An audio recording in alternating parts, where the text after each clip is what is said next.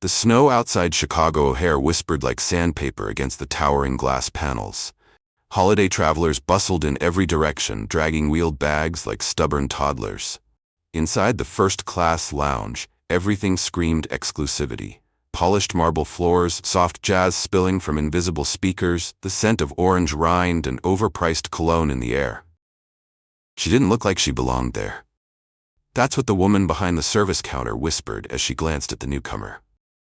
The woman in question, Naomi Ellington, stood quietly inside the entrance, the chill of the outside world clinging to her long navy trench coat. Her gloves were leather but worn. The suitcase she pulled behind her had seen better decades. She was black, maybe in her late 50s, with silver-threaded curls tucked into a simple wool hat. The cane in her left hand had a smooth, carved head shaped like an eagle, but even it looked too refined for how she dressed. Most would have ignored her. Some did, but Carolyn did not. Carolyn, tall, blonde, poised, was the lounge's head attendant. Immaculately dressed in a navy pencil skirt and white blouse starched into submission, she was used to managing VIPs, hedge fund billionaires, A-list musicians, international executives. And she had a sixth sense, she thought, for who belonged and who didn't. She spotted Naomi and strode forward, her heels clicking with authority. "Ma'am," Kara began, all customer service steel wrapped in velvet. "This lounge is for first-class passengers only." Naomi didn't blink. She reached slowly into her coat pocket and produced a sleek leather ticket case. "I know. Here's my pass." Kara didn't take it. She didn't even look at it. Instead, she smiled thinly. "I think you might be mistaken. Coach is boarding from Concourse C." A few heads turned. Passengers nearby, mid-conversation over single malts and shrimp cocktails, glanced up with muted curiosity. Naomi didn't react. She simply held out the case. Kara's eyes narrowed. She snatched it from Naomi's hand with a sharp tug, flipping it open. Her mouth froze mid-smirk. "Seat 1A, first class. Name, Dr. Naomi Ellington." That was when something snapped. Maybe it was ego, maybe it was control. Or maybe it was the kind of prejudice that comes dressed in polished teeth and a polished resume. But Kara's fingers clenched the pass like a dagger. She handed it back without meeting Naomi's eyes. "You'll have to wait outside until boarding. Lounge seating is reserved for certain levels of elite status." Her voice now had no pretense of charm, just cold annoyance. Naomi didn't budge. She simply replied, "I've waited outside long enough." Kara scoffed. "Excuse me?" I said. Naomi repeated calmly, "I've waited outside long enough. This seat is mine. This boarding pass was purchased. There's nothing in this room I didn't earn." Kara took a single step closer. "You don't belong here." Then it happened. In front of the lounge receptionist, two businessmen and a teenage girl filming TikTok on the other side of the room, Kara raised her hand and slapped the boarding pass right out of Naomi's grip. It wasn't a full slap, but it wasn't gentle either. The leather case struck the ground with a flat, humiliating thud, and in that moment, the room went silent. No one moved. No one breathed. Naomi slowly bent down and picked up her pass, then straightened, spine tall, chin level. There wasn't anger on her face, just quiet. The kind of quiet that chilled the bones. She looked Kara in the eye. "You've just handed away your last chance," she said. Her voice was soft, controlled, but heavy with something no one in that lounge could name. Kara flinched but covered it with a smirk. "Security," she called out. "Please escort this woman." "Wait." The voice came from the far side of the lounge. A man in his early 30s stepped forward. Tailored gray suit, Italian loafers, AirPods out of one ear. He held up his phone. "I think you might want to reconsider," he said. Kara's face flushed. "Sir, this is a matter of—" "I've been recording," he said. Kara froze. The man nodded toward Naomi. "She didn't raise her voice. She didn't do anything wrong. She showed you a valid ticket. You slapped her hand and humiliated her in front of everyone." He looked at the screen. "This has 3 angles." By now, the teenage girl with the TikTok account had also stopped filming dance moves. She was uploading the incident. Title: "When First Class Isn't for Everyone," apparently. A security guard finally arrived, looked between Kara and Naomi, then glanced at the businessman's phone. His eyes widened. "Ma'am," he said to Naomi softly, "may I escort you to a private lounge? There's a quieter place just ahead." Naomi didn't answer immediately. She turned to Kara and studied her face like a teacher studying a test paper already marked in red. Then she said, "No, thank you." I'll wait right here. And she sat, right in the center of the first-class lounge, legs crossed, chin lifted, as if she owned the place. Because, in some ways, she did. But that, no one here knew, yet. The boarding lounge hadn't returned to normal. It had entered a new phase. It was the kind of silence that wasn't calm, but tense. The kind where no one dares speak too loudly, in case the wrong sentence becomes a headline. The kind where everyone was pretending to be busy while their minds screamed, "What just happened?" Naomi Ellington sat alone in a leather armchair near the tall windows. Her cane rested against her leg, and the torn boarding pass, now back in her possession, lay gently across her lap. She hadn't moved since the slap. She didn't need to.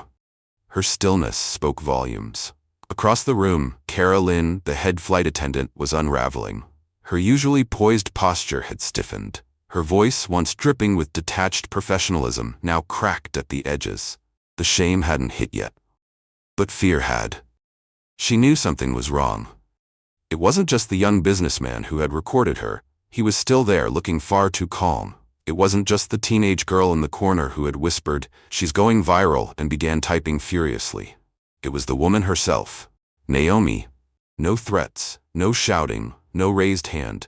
Just those eyes. They didn't belong to someone she could intimidate.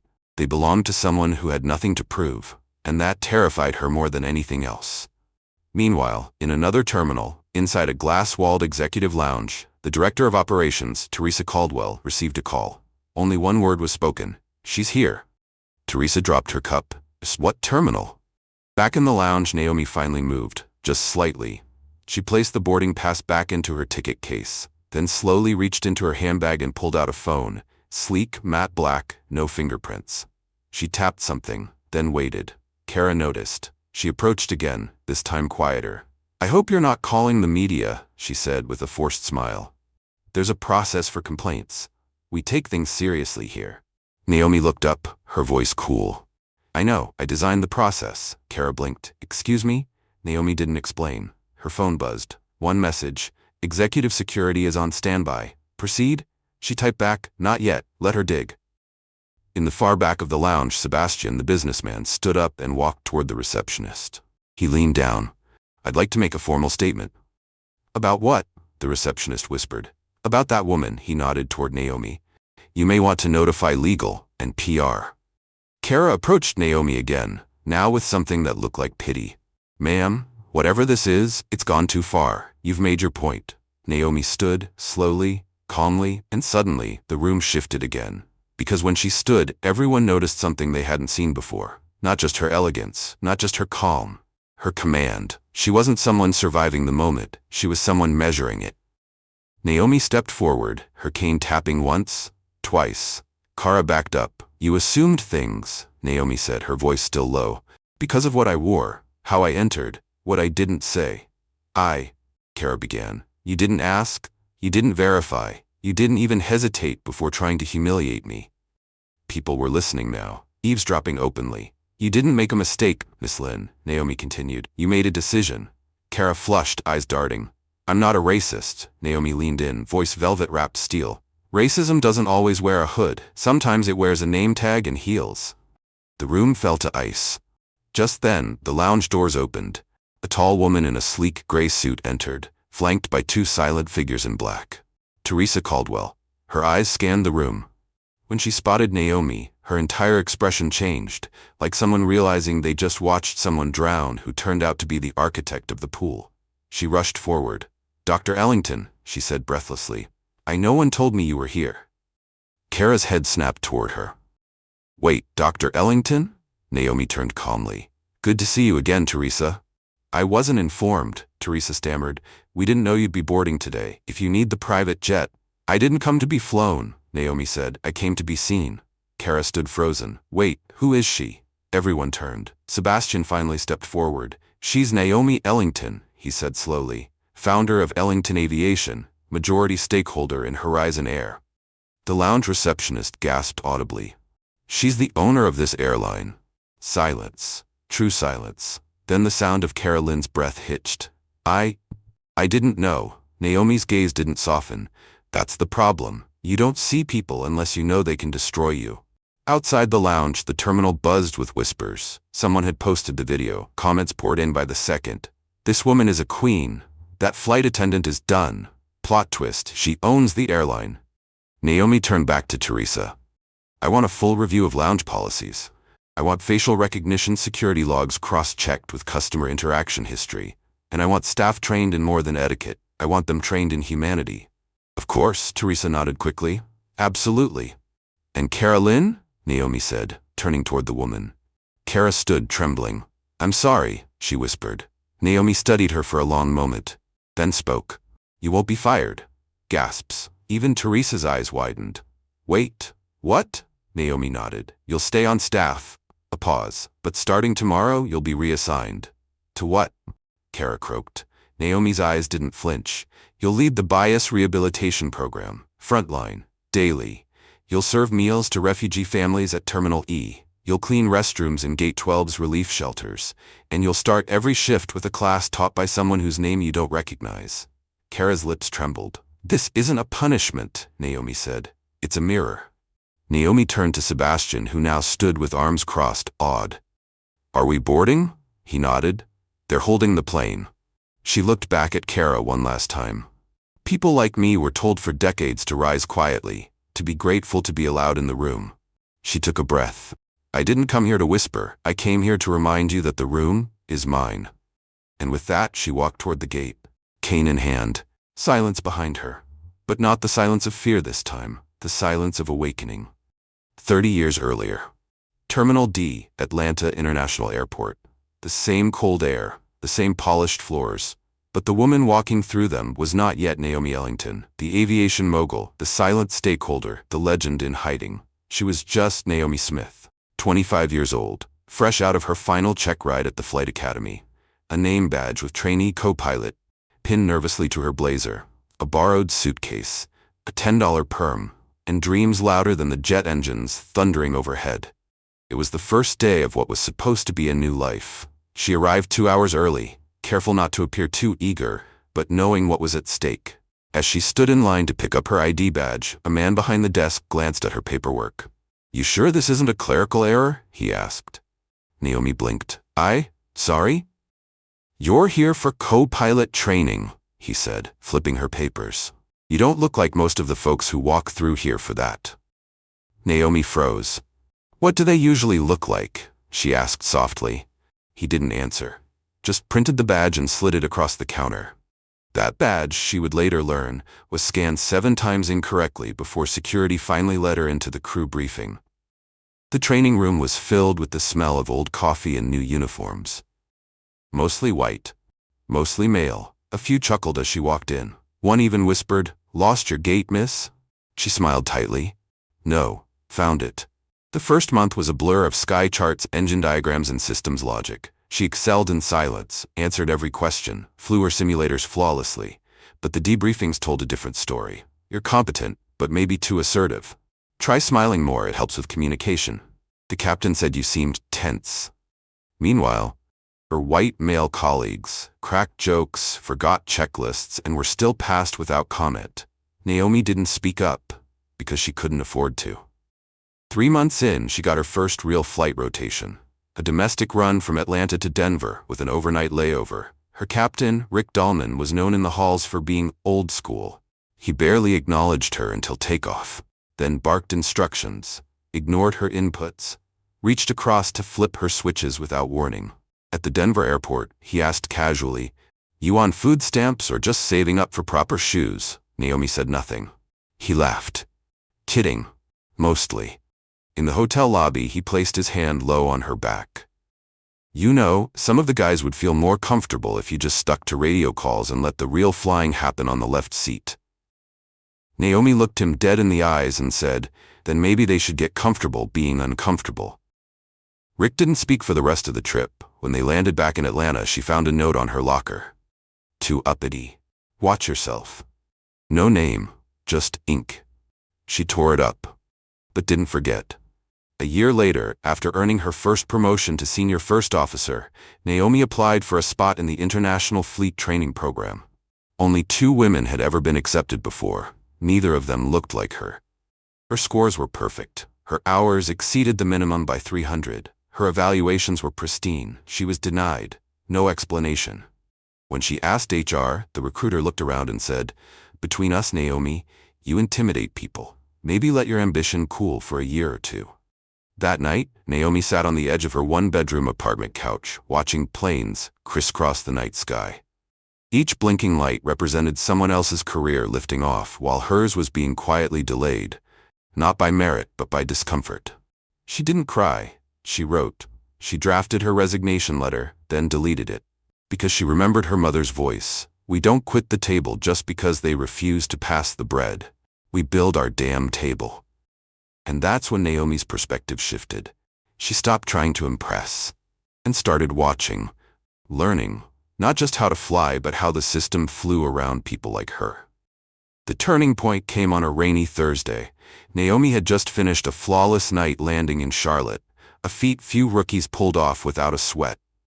But instead of applause from the control team or recognition from the captain, what she received was a message waiting for her in the terminal crew room. "See HR. Urgent." She walked in, shoulders square. The HR officer didn't meet her eyes. "There's been a complaint," she began. "From Captain Dahlman." Naomi didn't flinch. "He alleges that your tone in the cockpit has been inappropriate. He also states you made several crew members uncomfortable during the Denver layover." Naomi blinked slowly. "That layover was a year ago." "I know, but the airline takes these things seriously." Naomi leaned in, voice calm. "And were any male officers ever written up for calling me cockpit candy?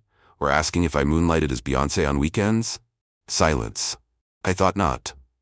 That night, Naomi sat in the break room alone, rain tapping against the skylights. Her ID badge was on the table in front of her. She'd fought so hard to wear that badge, and now it was being used as a collar. Her phone buzzed. A name flashed across the screen. Margot Beasley.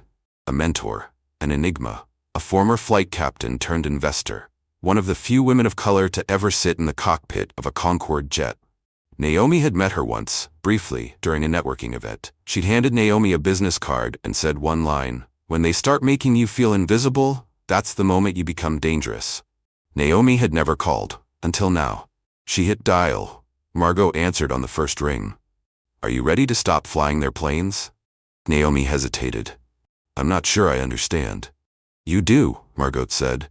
"You just don't believe it yet." There was a long pause. Then Margot said, "Meet me at the old hangar off Fulton Industrial tomorrow at 6. Bring your resume and your pain."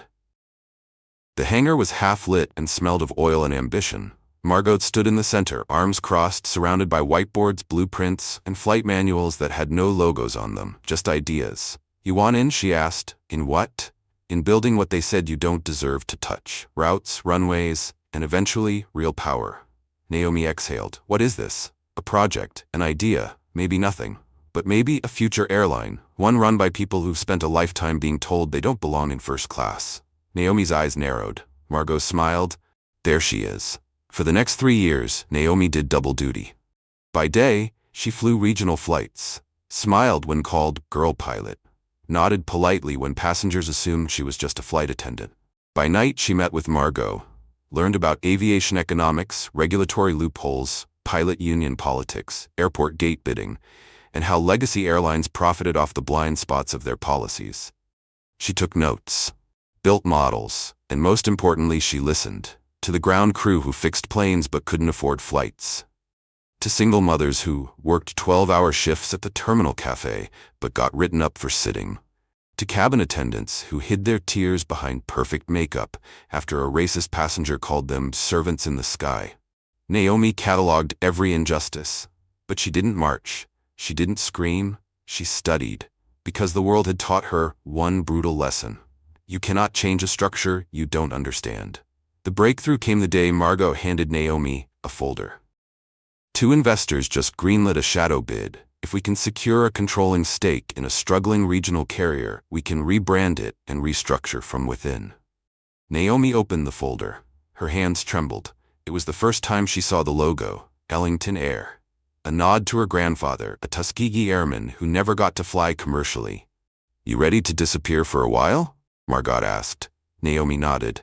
"I'm ready to be underestimated." 10 years later, Ellington Air quietly merged with Horizon Airlines. On paper, it was just a business move. Old planes traded for newer ones, new routes carved into competitive markets. No one noticed that several senior board seats quietly shifted. No one noticed that the new policies on racial equity and trauma-informed training weren't suggested, they were required. And no one, not even Margot, knew that Naomi had kept one final card close to her chest. A controlling stake under a pseudonym.